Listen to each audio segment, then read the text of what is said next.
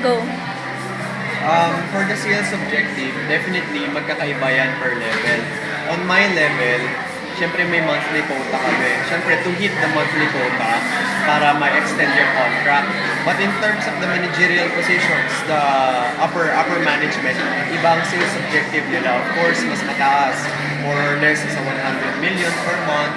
Ganun yan. Actually, this August naka 60 units for our project itself, project only namin. 60 units na nabenta. So basically, magkakaiba ng sales objective. Depende per level. Pero on my level, of course, the monthly quota, which is the 3 million, yun yung sa mga sales objective na yung mismong akin.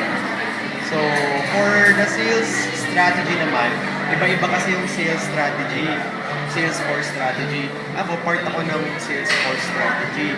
Meaning, may boss ako, yung boss ko may boss. Yung boss ng boss ko, may pinaka-big boss. So, iba-iba yan ng sales force strategy. Either para magkaroon ng sales, so ang isa sa mga strategy is of course booth manning sa malls, exhibit. Pangalawa is site manning. May mga pumupunta kasing clients sa mismong site. So, yun, isa yun sa mga strategy, magsischedule din ng manning.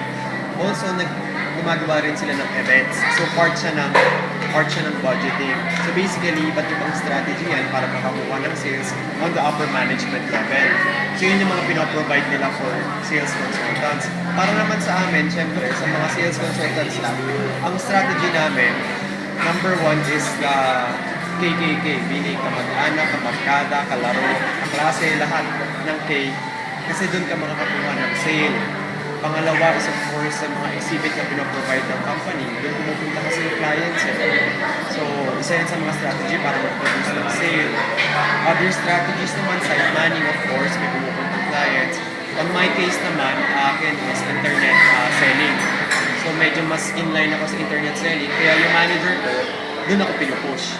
So, iba't iba ng strategy, basically for 4 types.